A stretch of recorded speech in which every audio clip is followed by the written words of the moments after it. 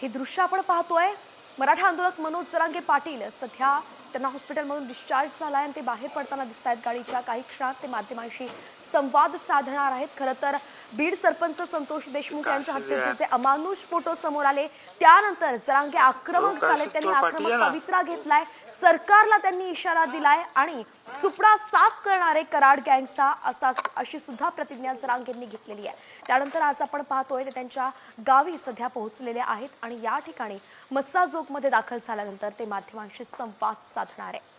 देशमुख कुटुंबियांना आधीपासूनच जरांगेंनी पाठिंबा दिलाय, त्यांच्या सोबत ते राहिले, त्यांच्या न्यायासाठी ते झगडलेत आणि आज हॉस्पिटलमधून डिस्चार्ज झाल्यानंतर आपण पाहतोय जरांगे पहिल्यांदा थेट आले ते संतोष देशमुख यांच्या प्रतिमेसमोर। त्यांना अभिवादन ते करतायत आणि अखेर आता ते माध्यमांशी संवाद साधणार आहेत। पुढची भूमिका काय असणार आहे हे ते आता स्पष्ट करणार आहेत। देशमुख कुटुंबियांची भेट सुद्धा ते घेणार असल्याचं कळत आहे आणि मस्साजोगमध्ये दाखल झालेले हे संपूर्ण दृश्य पाहतोय। धनंजय देशमुखांना भेटण्यासाठी ते आले।